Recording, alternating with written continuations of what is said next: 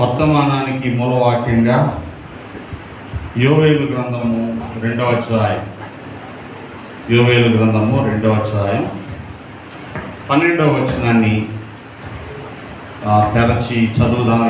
ఇప్పుడైనను మీరు ఉపవాసం ఉండి కన్నీరు విడుచుచు దుఃఖించుచు మనఃపూర్వకంగా తిరిగి నా యుద్ధకు రండి. ప్రార్థన చేద్దాం. పరిశుద్ధుడైన తండ్రి, ప్రేమగల నీ పాద సన్నిధిలో మీరు మాతో ఉన్నందుకు స్తోత్రాలు చెల్లిస్తున్నాను. పాడుకుని ఆరాధించి మా హృదయం అంతటితో నేను సేవించే భాగ్యం ఇచ్చినందుకు వందనాలు. ఆరంభించిన 50 దినాల వ్రత దినాలలో ఉపవాస విజ్ఞాపన ప్రార్థనలు 22వ రోజుకు నడిపించినందుకు స్తోత్రాలు చెల్లిస్తున్నాను. నిబుడులు అనేకులు ఉపవాసం ఉండి ఆత్మరక్షణకై అంగలారుస్తున్నారు ప్రభా. మా కన్నుల కన్నీరు నీ గుడిలో దాచబడుతున్నందుకు వందనాలు చెల్లిస్తున్నాను.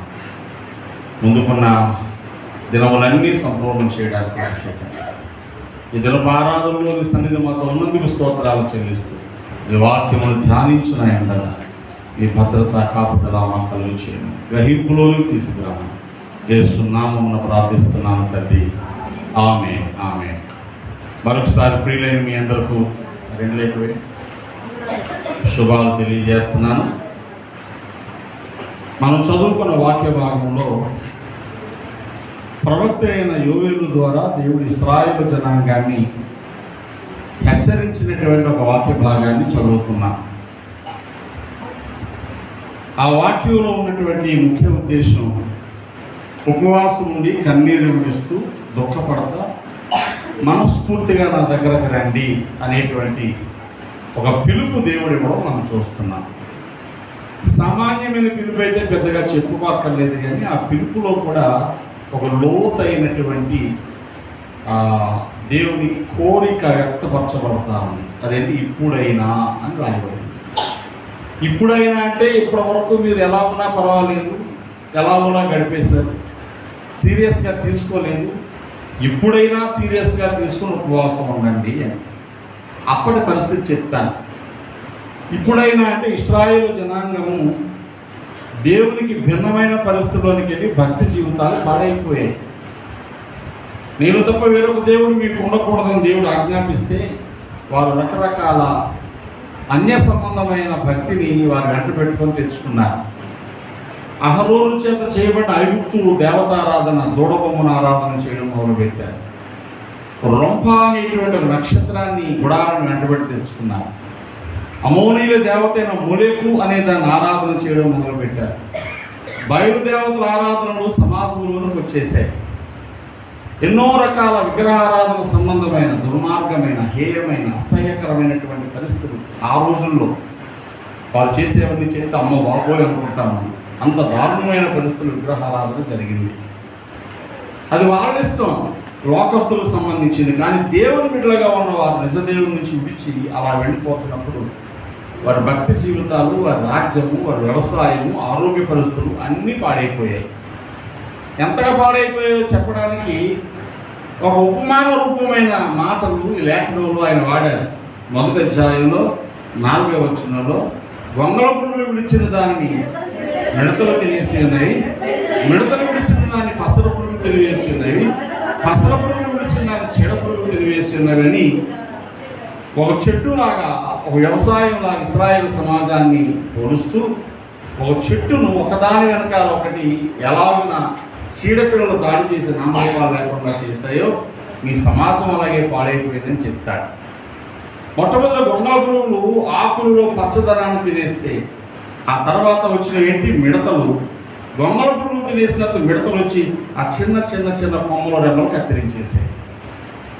కొమ్మల రెమ్మలో కత్తిరించబడేటువంటి ఆ చేను లేక చెట్టు దగ్గరకు తర్వాత ఏమొచ్చారు? పసర పురుగులు వచ్చి ఆ కొమ్మల్లో ఉన్న సారాన్ని పీల్చేసాయి.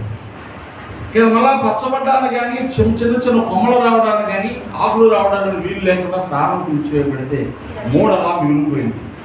4 వానలు కురిస్తే 3 చిగురుస్తుందేమో అనుకునే ఆశ ఉండింది. అయితే ఆ తర్వాత చీడపురుగు వచ్చి ఏం చేసింది?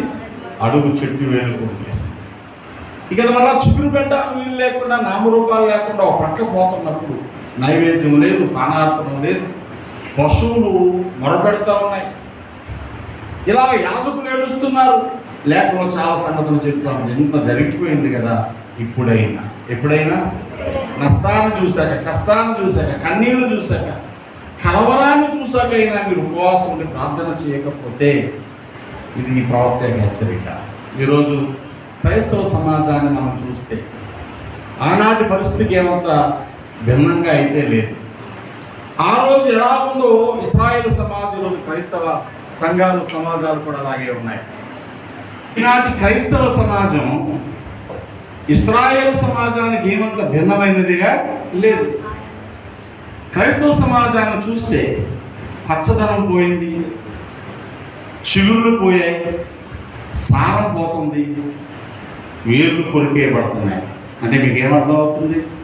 పచ్చదనం అంటే ఏంటో చెప్పనా? పాపానికి దూరంగా బ్రతికి పరిశుద్ధ జీవితాన్ని కోరుకునే సంఘాలు ఎక్కడున్నాయి చెప్పాలండి. దేవుని సన్నిధికి వస్తూనే ఉన్నారు, లోకాన్ని వెంట పెట్టుకొని తిరుగుతూనే ఉన్నారు. లోకంలో కొంత, సంఘంలో కొంత అన్నట్టుగా బ్రతికే సంఘాలు ఎక్కువైపోయారు. చేను పచ్చగా ఉందంటే జీవంతో ఉందని అర్థం. సంఘం జీవంతో ఉందంటే పరిశుద్ధతో ఉందని అర్థం. పరిశుద్ధత లేకుండా మందిరాలు పెద్దవి ఉన్నాయి, వందలాది వేలాది సంఖ్యలో జనాలు వస్తున్నారు, కానుకలు వస్తున్నాయి సమృద్ధిగా, ఆర్భాటంతో కూడినటువంటి సేవలు జరుగుతున్నాయి, పెద్ద పెద్ద కటౌట్లు, ఏమంటారు, వందల వేల సంఖ్యలో జనాలు సమకూర్చి మీటింగులు. కానీ వెలునోరు బ్రతుకులు ఏమైనా మారుతున్నాయి అంటే లేదు. ఒక గంట సేపు సెల్ ఫోన్ చూడకుండా ఉండే క్రైస్తవుడు ఎవరైనా ఉన్నాడా అని ప్రశ్న నాకు. ఒక రోజు మొత్తం బైబిల్ చదవకుండా ఉన్నవాళ్ళు ఉన్నారు, వారం మొత్తం ప్రార్థన చేయకుండా ఉండేవాళ్ళు ఉన్నారు, 2-3 వారాలకు ఒకసారి గుడికి వచ్చే మహానుభావులు ఉన్నారు. కానీ సెల్ ఫోన్ చూడకుండా ఏమంటే ఉండగలుగుతున్నారా? చిన్నపిల్లలు, పెద్దవాళ్ళు, యవనస్తులు, ఫోనే ప్రపంచం అయిపోయింది. మొన్న చోట మీటింగ్ వెళ్ళాడు ఒక అబ్బాయి, నేను ఫోన్ చేస్తే ఫోన్ ఎత్తలా, నేను అవ్వలేదు. తర్వాత సాయంకాలం ఫోన్ చేసిన, అయ్యగారు నాకు తెలియదండి, ఇక్కడ మీటింగ్ వస్తే మీటింగ్లో జామర్లు పెట్టేశారు. ఏం పెట్టారంట? జామర్లు అంటే అక్కడికి వెళ్ళాక ఏ సెల్లో పనిచేయదు. ఆ జామర్ స్విచ్ ఆన్ చేస్తే అన్ని నెట్వర్క్లు కట్. చాలా మంచి పని చేశారు. అంటే ఆఖరికి గుళ్ళోకి వచ్చాక మన సెల్లార్కు అక్కర్లేదని వాళ్ళు ఆపేస్తున్నారు. మందిరంలోకి వచ్చి సెల్ ఫోన్ పట్టుకొని బయటకు వెళ్ళిపోతున్నామంటే అసలు మనం ఎక్కడికి వచ్చామో సంగతి మీకు అని తెలుస్తుందా? అలా చెప్తే మీకు కోపడినట్టు. మందిరంలో 2 గంటలు ఫోన్ పని చేయకుండా ఆపుకోలేనంత భక్తి మన దగ్గర ఉంది. పచ్చదనం ఉందా? కొమ్మల పురుగు తినేసే ఫోన్ ఏమైనా చిరువల పొరలుగా చేరు రావడానికి, నూతన ఆత్మలు చిగురు రావడానికి, నీ కుటుంబంలో నుంచే ఇంకొకటి రావాలంటే చాలా కష్టంగా ఉంది. కుటుంబంలోంచి దేవుళ్ళలోకి వచ్చిన వాడు వెనక్కి వెళ్ళిపోతున్నారు. కారణం నిన్ను చూసి.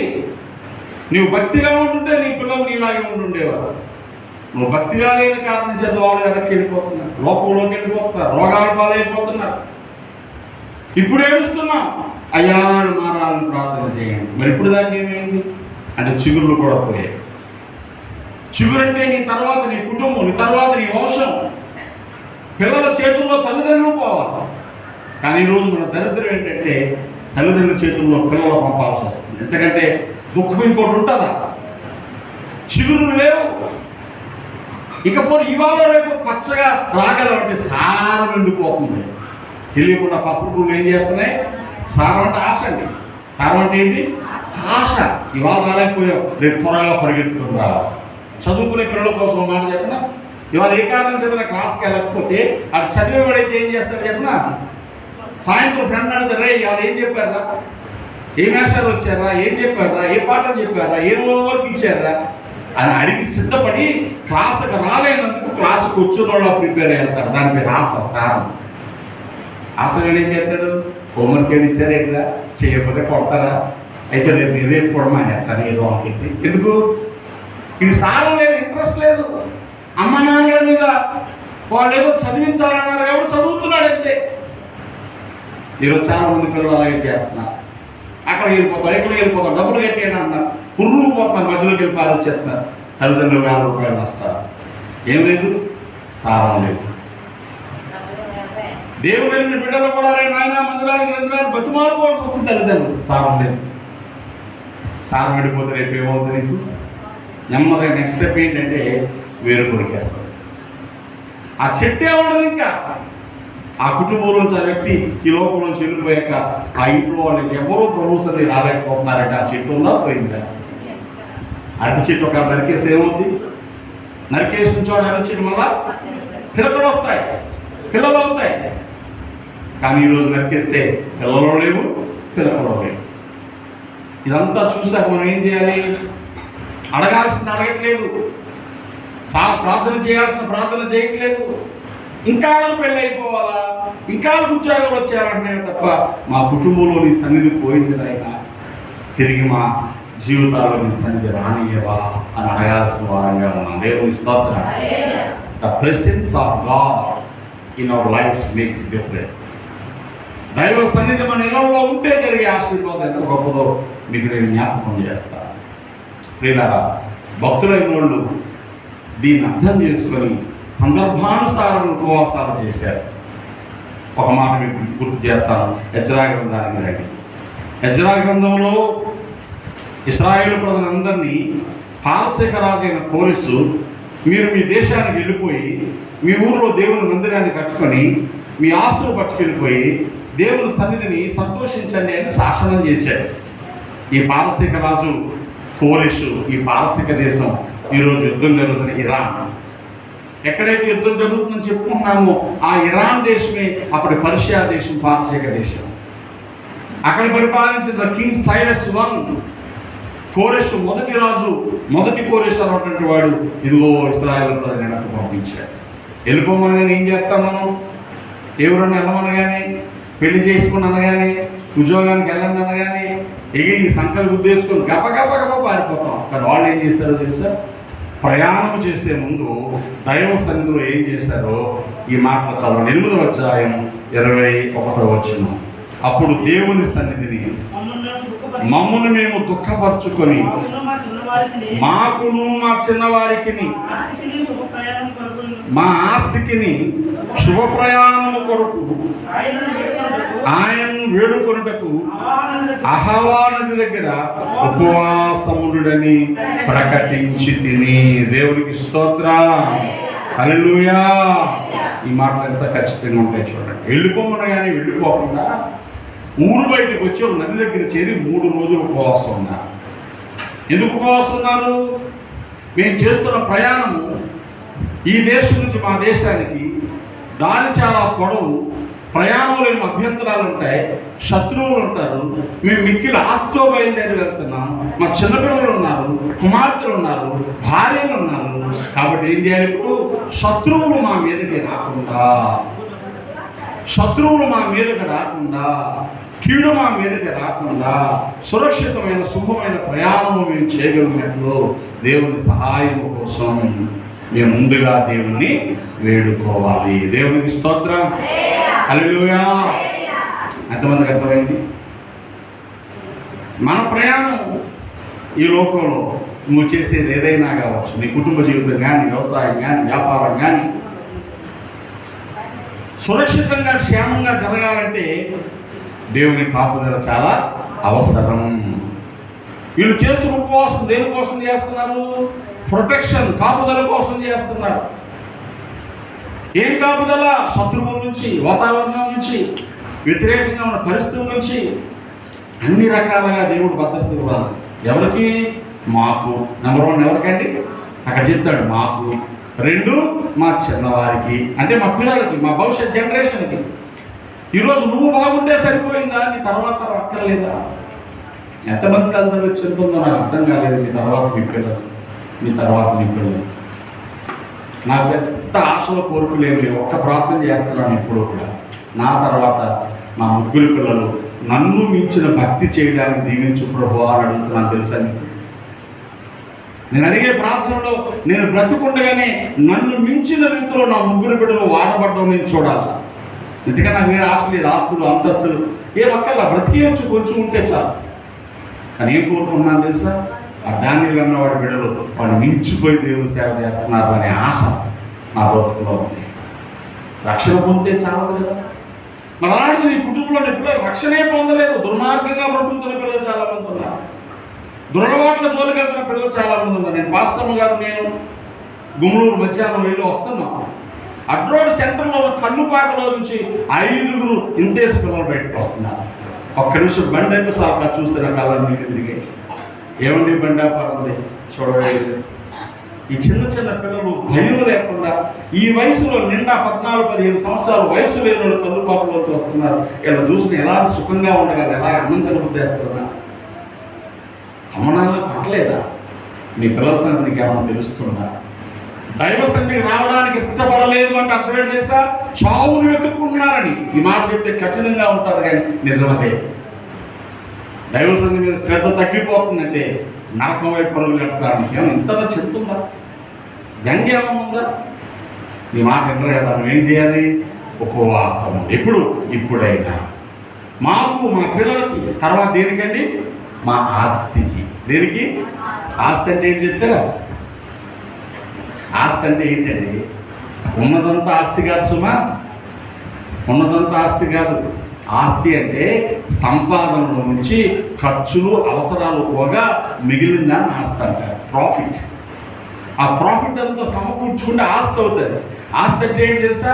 సంవత్సరాల తరబడి నువ్వు కష్టపడి తినకో ఖర్చులు తగ్గించుకొని పోగు చేసుకున్నది ఏదైతే ఉందో ఒక్క రాత్రిలో పోతుంది. ఎలా పోతుంది? 10 సంవత్సరాలు కూడబెట్టుకున్నది, సంవత్సరం అంతా కూడబెట్టుకున్నది, ₹10 పావలా దాచుకొని కూడబెట్టుకున్నది చిన్న నిప్పని డాక్టర్ తెలితే టపక్కన లాగేస్తున్నాడు. ఆస్తి ఉంటుందా పోతుందా?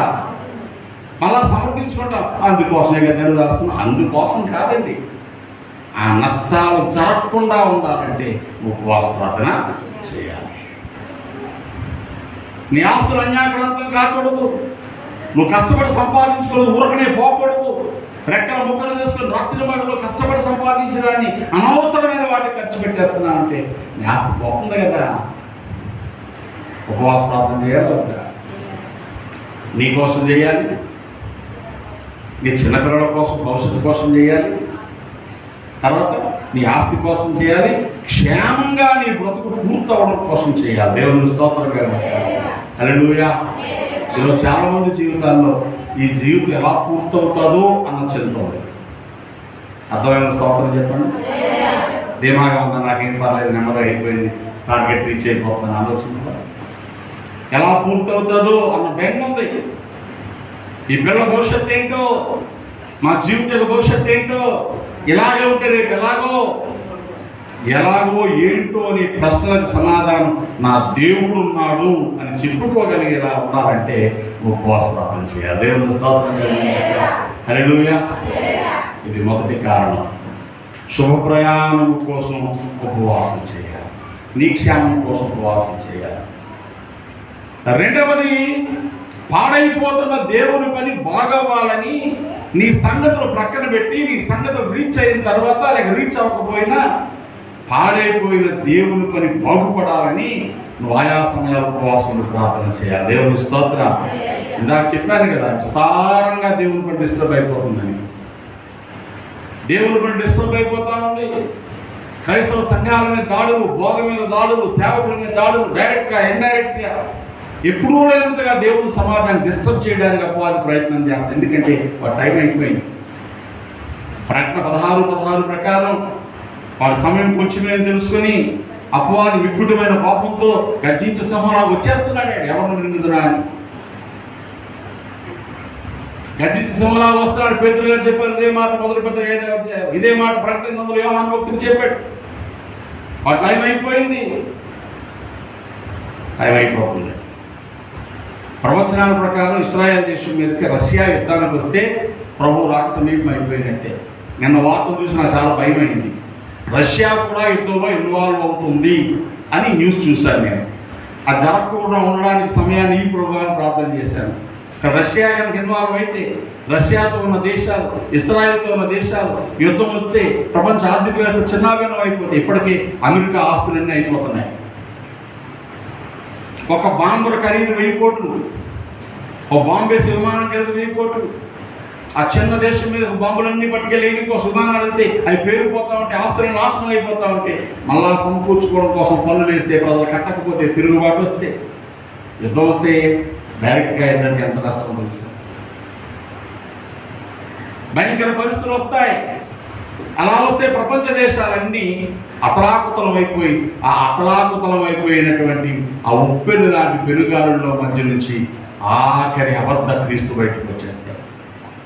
ఇది బైబిల్ చెబుతుంది. ఇవేమి మనకు తెలియదు. దేవుడు నమ్ముకున్నాం. దేవుడు దేవాల యేసుక్రీస్తు ప్రభువుని వెంబడించాలంటే ఆదివారం గుడికి వెళ్ళడం కుదిరితే 100 రూపాయలు చందా వేయడం, తర్వాత స్తోత్రాలు పోవడం అనుకుంటున్నాం. ఇంతవరకు ఓకే. కానీ ప్రపంచంలో జరిగే పరిస్థితులన్నిటికీ మూల కారణం ఇశ్రాయేలు దేశం చుట్టూ వాతావరణ పరిస్థితులు అయితే దాన్ని క్షేమంగా ఉండాలని కారణం సంఘమే. దేవుని స్తోత్రం కలిగి క్షేమంగా ఉంచాల్సిన సంఘమే క్షేమంగా లేకపోతే ఎలా?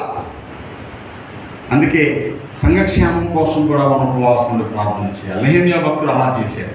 నెహెమ్యా గ్రంథంలో 1వ అధ్యాయంలో 4వ వచనం చదవండి. నెహెమ్యా గ్రంథం 1వ అధ్యాయం 4వ వచనంలో రాయబడిన మాటలు చూద్దాం.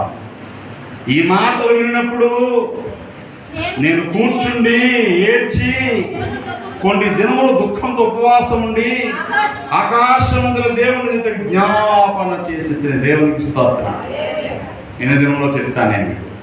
ఈ నెహెమ్యా చిన్నాడుగా రాజుగారికి గిన్నె అందించే ఉద్యోగం, కప్బేరర్ అంటారు. రాజుగారు ఎప్పుడైనా డ్రింక్ తాగాలనిపిస్తే, ద్రాక్షరసం తాగాలనిపిస్తే అతడే ఇవ్వాలి. ఎవరు పడతారు ఇవ్వడానికి కుదరదు. ఎవరు పడతారు ఇవ్వడానికి కుదరదు. మీరు చూసారా, మీ ఇంట్లో కూడా మీరు అమ్మని పెట్టి ఎవరు ఒకళ్ళే పెట్టనిస్తే ఎవరు పడతారు పెట్టను.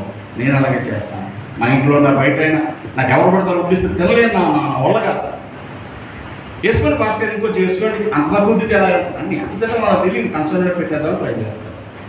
చాలా ఎంబరాసింగ్గా ఉంటుంది. నన్ను ఎరిగిన వాళ్ళు అయితే అదేదో పెడతారు అలాగా. అది చాలు. రాజుగారు నేను ఆఫ్టర్ ఆల్ ఒక చిన్న నాకే ఎలా ఉంటే మరి బయట వాళ్ళకి ఎలా ఉంటుంది, రాజుకి ఎలా ఉంటుంది, ఎవరు పడతారు వడ్డించినప్పుడు. రాజు గిన్నె అందించే ఉద్యోగం అంటే ఎంత నమ్మకస్తులై ఉంటారు. వాడిని కానీ శత్రువులు కొనేస్తే, రాజుగారి గిన్నె నుంచి వాడిని కొనేస్తే, రాజుగారికి అందించే గిన్నెలు ఏమన్నా కనిపిస్తే రాజు చచ్చిపోతాడు. అంటే ఎంత నమ్మకస్తులై ఉండాలి. అంత నమ్మకస్తులైనడికి ఎంత మంచి విలువలు ఉంటాయి, అక్కడ గౌరవం ఉంటుంది. అలాంటోడు వాళ్ళ సొంత ఊరు నుంచి ఎవరో వస్తే అడిగారు, ఎలా ఉందిరా మన ఊరు, చాలా కాలం ఇక్కడికి వచ్చేసి నేను. వాళ్ళు అన్నారు, ఏం ఊరు బాగుందయ్యా, ఊరు పడగొట్టబడింది, పట్టణం కూలిపోయింది, గోడలు పడిపోయాయి, మందిరం పడిపోయింది, అక్కడ ఉన్నవాళ్ళు చాలా బాధపడుతున్నారు అనగానే ఈ మాట విన్న నెహెమ్యా గుండంతా కదిలిపోయింది. తను మంచి ఉద్యోగంలో ఉన్నాడు, మంచి జీవితంలో ఉన్నాడు, తనకు వచ్చిన నష్టమే లేదు. కానీ ఊరిలో ప్రజలు, మందిరం, ఊరు పాడైపోయిందని తెలియగానే చాలా దుఃఖపడిపోయి కొన్ని దినాలు ఉపవాసులు పెద్ద ప్రార్థన చేశాడు. ఎన్ని దినాలు ఉపవాసం ఉన్నాడు తెలుసా? 1వ అధ్యాయం 1వ వచనం. రాజుగారి యొక్క పాలన 25వ సంవత్సరంలో కిస్లేవు మాసం. ఏ మాసం గుర్తుపెట్టుకోండి, వాళ్ళ క్యాలెండర్లో 9వ నెల. కిస్లేవు అనేది 9వ నెల. రాజుగారు పాలన 9వ నెలలో కబురు వచ్చింది దీనికి. ఎప్పటిదాకా ఉపవాసం ఉన్నాడు? 2వ అధ్యాయం 1వ వచనం. అటు తర్వాత అర్థహస్తరాజు ఏలుబడి కాలమున 20వ సంవత్సరంలో నీసాను మాసం అందు. దేవునికి స్తోత్రం చెప్పండి. ఏ మాసం? నీసాను మాసం అనేది 1వ నెల. 9వ నెలలో కబురు వస్తే 1వ నెలలో రాజు దగ్గరికి వచ్చాడు ఈయన. ఈ మధ్యలో కబురు వచ్చి నుంచి రాజు దగ్గరికి వచ్చేలోపు సరిగ్గా తినలేదు. ఉపవాసుడు ప్రార్థన చేస్తున్నాడు. రాజుగారు చూడగానే అడిగాడు, ఇంటికే చదువుకోండి, ఏమయ్యా నెహెమ్యా, నీకు జబ్బు ఏమి లేదు కదా, అలా చిక్కుపోయావేంటి, ఏం హృదయంలో ఏమన్నా బాధ ఉందా అని అడిగాడు. బాధ ఉందా అని అడిగితే ఏం చెప్పాడు తెలుసా? నా పితరుల సమాధులు పట్టణంలో పాడైపోగా 3వ వచనంలో దాని గుమ్మములు అగ్ని చేత కాల్చబడి ఉండగా నాకు దుఃఖము లేకపోవునా అన్నాడు. దేవునికి స్తోత్రం. ఎన్ని రోజులు లెక్క ప్రకారం మీరు గమనిస్తే 9వ నెల, 10వ నెల, 11వ నెల, 12వ నెల, 1వ నెల, 5 నెలలు, మ్యాక్సిమం 150 రోజులు. అలా కాదండి, 9వ నెల ఆఖరిలో కబురు వచ్చింది అనుకుందాం, 12వ నెల మొదట్లోనే కూర్చున్నాడు అనుకుందాం, అంటే మధ్యలో 3 నెలలు, 90 రోజులు. అంటే కనీసం ఎన్ని రోజులు? తక్కువలో తక్కువ 90 రోజులు, ఎక్కువ అనుకుంటే 150 రోజులు. అంత గొప్ప స్థాయిలో ఉన్న వ్యక్తి తన దేశం పాడై, ప్రజలు పాడై, పట్టణం పాడైతే సహించలేక శరీరం చిక్కుపోయేలా ఉపవాసం ఉన్నాడు. మన సంగతి ఏంటండి? మన సంగతి ఏంటి? పిల్లలు పాడైపోయినా పర్లేదు, భర్త మారపోయినా పర్లేదు, భార్య మాట పోయినా పర్లేదు, నాశనం వచ్చేసినా పర్వాలేదు, మనం మటుకు హ్యాపీగా గడిపేద్దాం. సాయంత్రం అయిందా, ఇంటికి వచ్చామా, టీవీ పెట్టుకున్నామా, కాళ్ళు ఊపుకుండా సూతా పడుకున్నామా. నాశనం వచ్చేస్తా ఉంటే నీకేమన్నా తెలుస్తుందా? నువ్వేం చేయగలుగుతా అర్థం అవుతుందా? సంఘాలు పాడైపోతున్నాయి, కుటుంబాలు పాడైపోతున్నాయి, యవనస్తులు పాడైపోతున్నారు. భయంకరమైన పరిస్థితులు జరుగుతూ ఉన్నాయి. ఇవాళ ఇక్కడ 10th క్లాస్ అమ్మాయి హాస్టల్లో రూమ్ పోసుకొని చచ్చిపోయింది. ఈ చిన్నపిల్లలు ఎందుకు చావాలనుకుంటున్నారు నాకు అర్థం కదా. మీరేమైనా ఆలోచిస్తున్నారా? ఆడపిల్లలు అయితే మనకేమన్నా అనుకుంటున్నారా? మీరు ఇంటర్మీడియట్ పిల్లలు చచ్చిపోతున్నారు, 10th క్లాస్ పిల్లలు చచ్చిపోతున్నారు. మనవాడు ఇంజనీరింగ్ చదివే కుర్రాడు ఊరు పోసుకొని చచ్చిపోయాడు. ఇలాంటి వార్తలు చూస్తున్నప్పుడు అయ్యో నేను ఇంకా సరిగ్గా ప్రార్థన చేయలేదని నడుస్తాను. నేను నా కన్నీరు, నా ప్రార్థన ఒక్కరినైనా చావు నుంచి తప్పిస్తే నా బ్రతికి అంతే చాలు. ఏమో నాకు తెలియదు ప్రభా, బిడ్డల కోసం చేతులు ఎత్తున్నాను కనిపించి. మేము ఎరిగిన కుటుంబాలు, మా చుట్టూ ఉన్న సంఘాలు, మా సంఘంలో కుటుంబాలు ఎవరు గురించి ఇలాంటి మాట మేము వినకూడదని నువ్వు చిన్న ప్రార్థన చేయడం కోసం ఒక పూట అన్నం మానేస్తే అది ఎంత గొప్ప ఆశీర్వాదం తెలుసా? ఎప్పటి నుంచో తింటున్నాం కదా, తిని తిని తిని తిని పొట్ల పెరిగిపోయి. ఈ సీజన్ ఎందుకు ఉపవాసం ఉండాలి? నీ కోసం, నీ బిడ్డల కోసం, ఆస్తి కోసం. 2 పాడైపోయిన సంఘము, కుటుంబాలు, సమాజ పరిస్థితులు బాగవడం కోసం ఉపవాసం ఉండాలి. దేవుని స్తోత్రం కదా. ఎస్తేరు గ్రంథానికి రండి. ఎస్తేరు గ్రంథంలో రాణి అయిన ఎస్తేరు రాణిగా ఉండి 127 దేశాలకు రాణి. 1 ఊరు 2 ఊర్లు కాదు, 127 దేశాలకు రాణి. తన జాతి మీదకి ఒక చావు వచ్చి పడితే అది తప్పించమని రాజుగారి దగ్గరికి వెళ్ళి అడగాలి. రాజు పిలవకుండా రాజు దగ్గరికి వెళ్తే పట్టుకుని నువ్వు తీసేస్తారు. రాజు పిలవలేదు, రాజు దగ్గరికి వెళ్ళాలి. అప్పుడు ఏం చేయాలి? వెళ్ళకపోతే జాతి మొత్తం చచ్చిపోద్ది, వెళ్తే రాజు ఒప్పుకోకపోతే తను చచ్చిపోద్ది. అందుకు తీర్మానం చేసుకుంది, ముందు 3 రోజులు ఉపవాసం ఉంటాను, నేను దేవుణ్ణి అడుగుతాను, రాజు దగ్గరికి వెళ్తాను, నేను చస్తే చస్తాను, నశిస్తే నశిస్తాను, నా జాతి అయినా బ్రతుకుతుంది కదా అనుకొని 4వ అధ్యాయంలో ఈ మాట మనం చూద్దాం. ఎంత చక్కగా రాయబడిందో. 15-16 వచనాలు. నీవు పోయి శూషణందు కనబడిన యూదులందరినీ సమాజమందులను సమకూర్చి నా నిమిత్తం ఉపవాసం ఉండి 3 దినములు అన్నపానములు చేయకుండి నేను నా పనికెత్తులు కూడా ఉపవాసం ఉందుము. ప్రవేశించిన న్యాయ వ్యతిరేక్తంగా ఉన్నను, నేను రాజు ఎదురు ప్రవేశించదును, నేను నశించేదను. దేవునికి స్తోత్రం. మనం అందరూ ఏం చెప్తా ఉంటాం? మా కోసం మీద అందరూ ప్రార్థన చేయండి, నేను తినేసుకోవడం. రాణి ఇస్తే ఏం చెప్తుంది? మీరు వెళ్ళండి, ఊర్లో ఉన్న జనాలందరినీ మందిరానికి పిలవండి, చిన్నాంతో చెప్తుంది. మీరందరూ 3 రోజులు నా కోసం ఉపవాసం ఉండండి, నేను నా చెలికత్తులు కూడా ఉపవాసం ఉంటాను. దేవునికి స్తోత్రం. మీకు తెలుసా, రాజుగారు చెప్పకుండా రాణి అన్నం మానేయడానికి కూడా లేదండి. రాణిగారు అన్నం మానేస్తుందంటే, రాణిగారు టీ త్రాగడం మానేస్తుందంటే దాని సంజాయిషం చెప్పాలి. పనికత్తులు పీకలు తీసేస్తాడు రాజు. అమ్మగారు వద్దన్నారంటే నువ్వేం పని చేస్తావు, ఎందుకు ఉద్యోగం పెట్టుకోవాలని తల తీసేయమంటాడు. అలాంటిది తెగించి 3 రోజులు ఉపవాసం ఉండి రాజు దగ్గరికి వెళ్ళి రాజు దయ పొందుకొని జాతి ప్రాణాలు కాపాడుకుంది. దేవునికి స్తోత్రం. ఇది డిఫరెంట్ ఇష్యూ. మొదటిది, నీకు, నీ పిల్లలకి, నీ ఆస్తికి శుభం కలగడం కోసం ఉపవాసం ఉండు. 2వది, సమాజం పాడైపోతూ ఉంటే, సంఘం పాడైపోతూ ఉంటే దేవుడు కనికరం చూపించి బాగు చేయాలని ఉపవాసం ఉండు. 3, అత్యవసరమైన సందర్భాల్లో దేవుని యొక్క కనికరం నీ మీదకి రావడానికి ఏడుస్తుండగా చూసైనా కనికరపడతాడు కదా, ఉపవాసం ఉన్నప్పుడు చూసైనా కనికరపడతాడు కదా. ప్రభువాను కనికరించు అని కన్నీరు కారిస్తే అలా కూడా ఉపవాసం ఉండొచ్చు. దేవుని స్తోత్రం. హల్లెలూయా. ఆఖరి ఒక మాట చెప్తాను. లూకాసు వార్త 27:34 వచనంలో యేసుక్రీస్తు ప్రభువారు ఇప్పుడున్న సంఘము, చాలా సంగతులు ఉన్నాయి, నాకు చెప్పడానికి సమయం కాదు, నీ ఉపవాసం న్యాయసమ్మతమైనదే, నువ్వు చేయవలసిందే అని చెప్పడానికి ఈ మాటలు జ్ఞాపకం చేస్తున్నాను. లూకాసు వార్త 21:34 నుంచి ప్రభు చెప్పిన మాటలు చదవండి. తిండి వలన, మత్తు వలన, ఐహిక విచారం వలన మందముగా ఉన్నందున ఆ దినం అకస్మాత్తుగా మీ మీదికి ఉరి వచ్చినట్టు రాకుండా మీ విషయమై మీరు జాగ్రత్తగా ఉండు. ఏ దినం? దేవుని కోప దినం, ఉగ్రత దినం, నీకు నష్టం, కష్టం వచ్చే దినం, కీడు వచ్చే దినం, పోరాటాలు వచ్చే దినం, సడన్గా వచ్చేది. మనం ఏం సాక్ష్యాలు చెప్తాం? సడన్గా వచ్చేస్తుందని కడుపు నొప్పి, సడన్గా వచ్చేస్తుందని కాలు నొప్పి, సడన్గా బండి మించి పడిపోయాడంట, సడన్గా కాలు రావడానికి వారం రోజుల ముందు నుంచి ఇన్విటేషన్ ఇస్తుందా ఏమన్నా? సడన్గానే వస్తాయి. సడన్గా యాక్సిడెంట్ అవుతుంది, సడన్గా ఆయాసం వస్తుంది, సడన్గా గుండెపోటు వస్తుంది, సడన్గా కాలు లాగేస్తుంది. సడన్గా నీ మీదకి రాకుండా నువ్వేం చేయాలి? ముందే సిద్ధపడాలి. దేవుని స్తోత్రం కాదు. నీకు ఏదన్నా వస్తే సూచనలు కనబడాలి ముందే. ఏం కనబడాలా? నేను అప్పుడప్పుడు చెప్తాను, గుర్తుందా?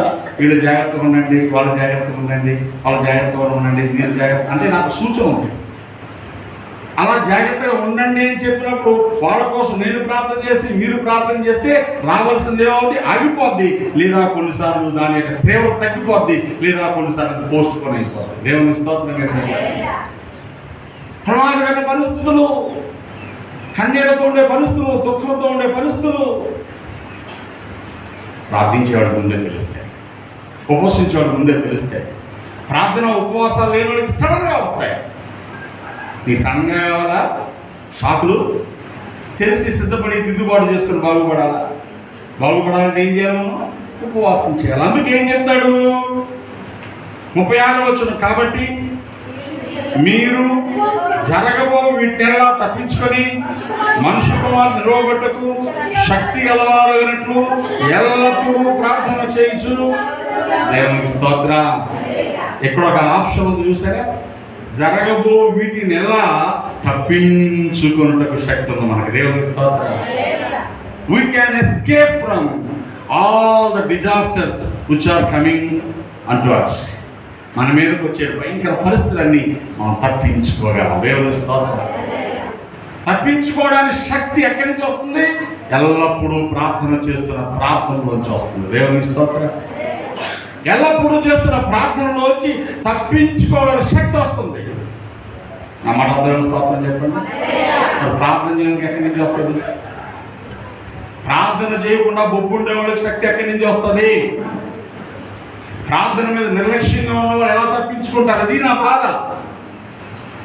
అయ్యో నా కొడుక, నా మాట ఎన్నావు కాదురా నువ్వు, రారా బాబు, పరిగెత్తుకొని రారా అని తలుపు తీసి పిలిస్తే లోపలికి వచ్చావు కాదురా. యెహోవా నామం బలమైన దుర్గం, నీతిమంతుడు అందులోని ప్రవేశించి సురక్షితంగా ఉంటుంది. అందులో వెళ్ళకుండా బయట ఉంటే కోడి పిల్లల్ని గద్దను చూసి ఏం చేస్తుంది? క్యామని పిలుస్తుంది. ఎంత స్వేచ్ఛగా దూరంగా పోయి మేత తినే పిల్లలన్నా తల్లి అరుపులో కానీ పరిగెత్తుకుంటూ వచ్చి తల్లి రెక్కల కింద ఉండాలా? తల్లి రెక్కల కింద ఉండడానికి పిల్ల ఎక్కడ ఉంటుంది? గెద్ద కాలంలో ఉంటుంది. సింపుల్. ప్రభు ఎంత స్పష్టంగా పరిస్థితులని కళ్ళ ముందు పెట్టాడు. మందిరం నుంచి క్యాక్ కనబడతా ఉంటే, దైవజనుడు గుండె కోత మీకు కనబడతా ఉంటే, నువ్వు ఇంకా విచ్చనుడిగా ఇష్టానుసారంగానే ఉంటారనుకుంటే రాబోతున్న గద్ద కాళ్ళ నుంచి ఎవరు తప్పిస్తాను? నువ్వు భయపెట్టడం కాదు, జాగ్రత్త పడమని చెప్తున్నాను. దేవుని స్తోత్రం కాదు. ఇది నా మాట. జరగబో వీటినెల్లా తప్పించుకున్నట్టు శక్తి గలవారన్నట్టు ఆయన ముందు నిలవబడటానికి ఎల్లప్పుడూ వెలుకోగలిగి ప్రార్థన చేయడం సంగతి ఏంటి అని అడుగుతున్నాను నేను. కనుక హృదయాలు అప్పగించుకున్నాను. ఆఖరి మాట చెప్తాను. ఇవన్నీ ప్రక్కన పెట్టేద్దాం. ఏం పర్లేదండి, ఆయన చూసుకుంటారులేండి.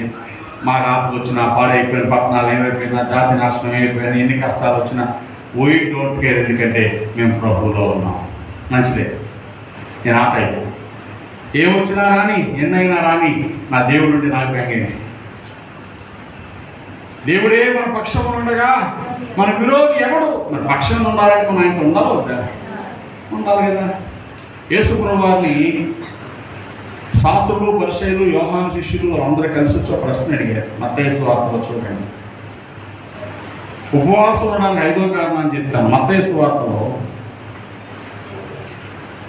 9వ అధ్యాయంలో వాళ్ళందరూ వచ్చి ప్రభువును మాట అడిగారు. ఏమని? 14వ వచనం. యోహాను శిష్యులు ఆయన ఎదుకు వచ్చి, పరిసయ్యులు మేము తరచుగా ఉపవాసం చేయించున్నాము కానీ నీ శిష్యులు ఉపవాసము చేయరు, దీనికి హేతువేమని ఆయన అడగగా, చాలు నా వైపు చూడాలి. ఏమడిగారు? పరిసయ్యులైన మేము ఉపవాసం ఉంటున్నాం, యోహాను శిష్యులు ఉపవాసం ఉంటున్నారు, నీ శిష్యులు ఎందుకయ్యా ఉపవాసం ఉన్నారు అని అడిగితే ప్రభు ఎంత చక్కని సమాధానం చెప్పారు చెప్పిన, పెళ్లి కుమారుడు తమతో ఉండు కాలన్న పెళ్లి ఇంటి వారు దుఃఖపడగలరా? పెళ్లి కుమారుడు వారి ఎద్దరుడు కొనుక్కోబడి దినములు వచ్చును, అప్పుడు వారు ఉపవాసము చేతులు దేవుని ఇస్తారు. ఒరే నాయన, మీరు అడిగింది బాగానే ఉంది. పెళ్లి కొడుకు ఇంట్లో ఉన్నప్పుడు ఎవరిని ఏడుస్తారంటే? పెళ్లి కొడుకుని బలవంతంగా తీసుకుపోయారు అనుకుందాం, కిడ్నాప్ చేసో ఎత్తుకుపోయో ఇంకెక్కడికో దేనికో పట్టుకుపోతే పెళ్లి కొడుకు లేడు, పెళ్లి ఆగిపోయింది కాబట్టి అప్పుడు ఏడుస్తారు. అంటే అర్థం ఏంటి? నేనే పెళ్లి కొడుకుని, నేను మీతో ఉంటే మీరెందుకు ఏర్పడవు? నేను లేని కాలం ఒకటి వస్తుంది, అప్పుడు ఖచ్చితంగా మీరు ఉపవాసం ఉండి నువ్వు త్వరగా రానైనా అని ఏడవాలి. దేవుని స్తోత్రం. ఇదే కాలం ఏసేమంతా ఉన్న కాలమా లేని కాలమా? ఉన్నాడా అంటే ఉన్నాడు, లేడంటే లేడు. అదేలాగా ఉన్నాడా అంటే ఆత్మరూపంలో ఉన్నాడు, పరిశుద్ధాత్ముని ఇలాగ మన మధ్యలో ఉన్నాడు, ఆయన ఆత్మను పంపాడు, ఆయన అయితే లేడు. ఉంటే ఏం చేయాలి? నాకు కనబడాలి కదా. కనబడతాడా? కనబడ్డా కదా. ప్రభా ఇదిగోనైనా మా ఇంట్లో మంచి కేక్ చేసిన తినంటే, మంచి బూర్లు ఉండనైనా తిను, బొబ్బరగాయలు తినట్టు తింటాడా? తింటే ఉన్నట్టే, లేడు కదా. మరి ఎప్పుడు వస్తాడు ఆయన? రావయ్యా యేసునాథ వేగమే రావయ్యా, రావయ్యా క్రీస్తునాథ వేగమే రావయ్యా, రావయ్యా యేసునాథ వేగమే రావయ్యా, రావయ్యా క్రీస్తునాథ వేగమే రావయ్యా. రాకడ సమయంలో కడబూర శబ్దంతో యేసుని చేరుకుని విశ్వాసం నీకుందా? ఎప్పుడు? ప్రభువా రానాయనా, నువ్వు ఎప్పుడు వస్తావో ఎప్పుడు చూచెదను, నేరుగా నీ రూపం ఆశతో ప్రాణం వేచియుండే, ఎప్పుడు చూచెదను నేరుగా నీ రూపం ఆశతో ప్రాణం వేచియుండే, నీ ఆగమనం జరిగితే తప్ప, నీ ఆగమనం జరిగితే తప్ప కన్నీటి ధార ఆగదు యేసయ్యా, కన్నీటి ధార ఆగదు యేసయ్యా. హల్లెలూయా. ఒక అబ్బాయి ముంబైలో పనికి వెళ్ళాడు. కొరుకోడు మెట్ట మీద ఉండేవాడు. నేను 10th క్లాస్ చదివే రోజు వాళ్ళ ఇంటి ముందు నుంచి నడిచి స్కూల్కి వెళ్ళేవాడిని. సాయంకాలం నేను వచ్చే టైంకి దారి కాసి కూర్చొని ఓ సపోటాకాయ జాంకాయ నాకు ఇచ్చి, బాబు ఉత్తరం చదివిపెట్టు అని ఉత్తరం చదివిన తర్వాత ఉత్తరం రాయమనేవాడు. వాళ్ళ అబ్బాయి అమ్మ నాన్న విడిచిపెట్టేసి అక్కడికి వెళ్ళాడు పని చేసి. ఫోన్లు లేవు, ఉత్తరాలే రాసుకోవాలి. ఎమర్జెన్సీ అయితే టెలిగ్రామ్. 1985 సంగతి చెప్తున్నాను నేను. వాళ్ళమ్మ ఏం రాయి నాయన చెప్తే, సార్ బాబు నువ్వు అక్కడ ఉన్నావు, నెల నెలా డబ్బులు పంపిస్తున్నావు, మాకు బాగానే ఉంది నాయన, నువ్వు కనబడకపోతే మాకు డబ్బులు ఎందుకు బాబు? ఏమనేది? నువ్వు కనబడకపోతే మాకు డబ్బులు ఎందుకు నాయన? వచ్చేయి, ఇక్కడే చిన్న పనులు పెద్ద పనులు చేసుకుందాం, ఇక్కడ ఏ కలో గంజో తాగుదాం, నువ్వు రాకపోతే డబ్బులు కూడా నాకు నిప్పు కనికిల్లా కనపడుతున్నాయి బాబు అని రాయమని చెప్తున్నాను. అది రాస్తున్నప్పుడు చిన్నవాడు, నాకు పెద్దగా అర్థమయ్యేది కాదు. కానీ అది వింటున్నప్పుడు నెమ్మదిగా నాకు కొంచెం అర్థమవుతూ ఉంటే ఈ తల్లి హృదయం ఏం కోరుకుంటుంది? నువ్వు ఎక్కడ చెప్తావో చదువు, నెలవపోతే 10,000 పంపించి ఈఎంఐలో కూడా కడతాడు అన్న తల్లి కోపక్క. డబ్బులు లేకపోతే ఏమైంది బాబు, నువ్వు వచ్చే మా కళ ముందుగా అన్న తల్లి ఒక పక్క. ఇద్దరూ మంచివాళ్ళే. బాధ్యతతో ఆ తల్లి, ప్రేమతో ఈ తల్లి, రెండింటినీ సమన్వయం చేస్తే కొడుకు దూరంగా ఉండకుండానే కష్టాల నుంచి బయటకు వచ్చే మార్గాలు చూడాలి. భర్త సంగతి అనుకోండి, భర్త కూడా దూరదేశం వెళ్ళిపోయాడు, డబ్బులు పంపిస్తున్నాడు, భార్య దగ్గర రాలేదు. పెళ్ళైన 2 ఏళ్ళకి వెళ్ళిపోయాడు, ఇంకో 10 ఏళ్ళు రాడు, నెల డబ్బులు పంపిస్తాడు. భార్య ఇక్కడ షూటులు చేసుకుని మేకప్ వేసుకుని వీడియోలు పెడతారా? ఏమంటే ఎన్నుంటే ఏం లాభం, మీరు లేనిది వయసు అంతా కరిగిపోతూ ఉంది. తీరగా మీరు వచ్చేసరికి అప్పుడు మన పిల్లలు పుడతారో పుట్టరో, ఇక్కడే ఉండి పని చేసుకుందాం వచ్చేయండి అనేది భార్య. అది ఎలా అనుభవించండి. ఇవన్నీ జీవితం సంగతులు చెప్తున్నాను మీకు. నేను 2 కుటుంబాలు ఉన్నాయి. పిల్లలు చిన్నవాళ్ళు పోషించలేక భర్తలు సౌదీ వెళ్ళిపోయి, దుబాయ్ వెళ్ళిపోయి, పిల్లలంతా పెరిగి పెద్దవాళ్ళు అయిపోయిన తర్వాత ఆస్తులు సంపాదించి అప్పుడప్పుడు వచ్చి ఇక్కడ సెటిల్ అయితే వయసు మీద పడిపోయి వీళ్ళు చచ్చిపోతున్నారు. వయసు అంతా రోగాలతో నిండిపోయి వాళ్ళు బాధపడుతున్నారు. సంపాదించిన ఆస్తులు ఏం చేయాలో తెలియక పాడు చేసుకుని పిల్లలు పాడైపోతున్నారు. మీరు జరిగిందా? ఇవన్నీ కుటుంబంలో భర్తకు భార్య దూరంగా ఉంటే, కొడుకు తల్లికి దూరంగా ఉంటే, నువ్వు రా అని పిలుస్తున్నప్పుడు ఎంత దుఃఖం ఉంటుందో. ఈరోజు నా ప్రియుడు, నా యేసయ్య, నా తండ్రి, నా కొడుకు, ఆయనే నాకు ఆధారం, నాకు దగ్గరగా లేడు. వస్తానన్నాడు. ఎప్పుడు నా సంఘం సిద్ధపడితే వచ్చేస్తాను. అప్పుడు ఏం చేయాలి? ఇప్పుడు నేను సంఘం సిద్ధపడడానికి పనిచేయాలా? సంఘము సిద్ధపడడానికి పనిచేయాలా? ఆయన రావడం కోసం ఆశతో అడగాల. అయ్యా రా నాయనా, నువ్వు రాకపోతే నాకు సంతోషం లేదు, నువ్వు లేకపోతే నాకు సంతోషం లేదు, ఏం చేయను, నేను వస్తావు అనుకుంటాను, ఇంకా సంఘం సిద్ధపడలేదే. అందుకు కన్నీరు గార్చాలి. దేవుని స్తోత్రం. ఆయన మనతో లేని కాలము, పెండ్లు కుమారుడు మనతో లేని కాలము, మన కన్నీరు కాదు ఉపవాసం ఉంటూ ఆత్మల రక్షణ కోసం అంగలారిస్తే, ఒక్కలో ఇద్దరు మారితే ఆయన త్వరగా వస్తారేమో. దేవుని స్తోత్రం. ప్రాబల్యంలో మారాల్సిన ఇద్దరు ముగ్గురు ఉన్నారేమో, 20 మంది 30 మంది ఉన్నారేమో, 300 మంది ఉన్నారేమో, 3000 మంది ఉన్నారేమో, నాకు తెలియదు. ఆయన వచ్చేలోగా ఆ పని జరిగితే ఆయన త్వరగా వస్తారని అందుకు ఉపవాసం ఉన్నారు. అలాంటి సమయాలు మనకు దొరికినప్పుడు నిర్లక్ష్యముగా నిర్లక్ష్యంగా వాటిని పోగొట్టుకోవద్దు.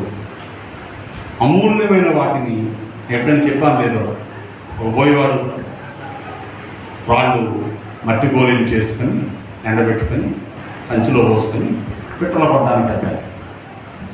మధ్యాహ్నం దాకా కొట్టేసాడు, రాళ్ళన్నీ అయిపోయి ఒక పెట్ట పడలేదు. అయ్యో ఇంటికి వెళ్తే నా పిల్లలు ఆకలితో ఉంటారా ఎలా అనుకొని రాళ్ళు కోసం ఎదుగుతామంటే ఒక చోట ఒక మట్టి గిన్నెలో రంగురంగుల రాళ్ళు దొరికాయి. అమ్మ భలే ఉన్నాయి అనుకొని, సరే గుండ్రంగా ఉన్నాయి, ఒక చెట్టు నా ఏటి ఒడ్డున ఉంటే ఆ చెట్టు మీద పెట్టాలి రాళ్ళతో పోతాయి. మొత్తాన్ని 3-4 పెట్టలు దొరికాయి. రాళ్ళని ఏటిలో పడ్డాయి. ఒక రాయి పెద్ద దొరికింది, అది అందులో పెట్టడానికి కుదరదు. సరే సంతోషం, ఏం దొరకం అనుకున్నప్పుడు పెట్టలు దొరికాయి అనుకొని ఈ రాయి మా చిన్నోడు ఆడుకోవడానికి మంచి ఎగరేసుకుంటూ వస్తున్నాడు. ఊర్లో రాగానే ఒక షావుకారు చూస్తాడు. రే బాబా రా, ఏం బాబా మీరు అందరాన్ని పెట్టలు పెట్టల కోసం రాగా మీ చేతిలో తింది ఇది అనేది రాయి ఎక్కడదా దొరికిందని నాకు ఇచ్చేరా 1000 రూపాయలు ఇస్తాను అన్నాడు. ఇప్పుడు గుడ్డుకు పేరు ఏంటి రాయికి 1000 ఆలోచిస్తున్నాడు.